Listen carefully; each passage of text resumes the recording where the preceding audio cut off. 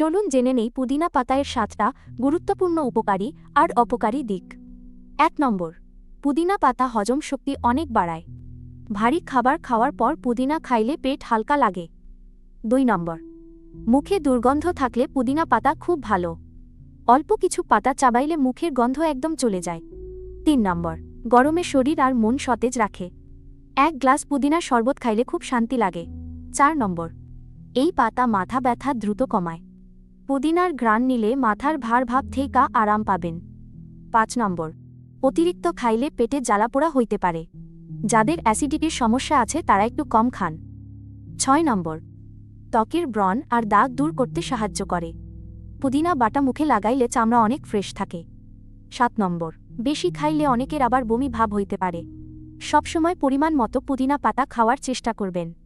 সুস্থ থাকতে পুদিনা পাতা নিয়মিত খাইতে পারেন। সবাই ভালো থাকেন আর নিজের শরীরের যত্ন নেন।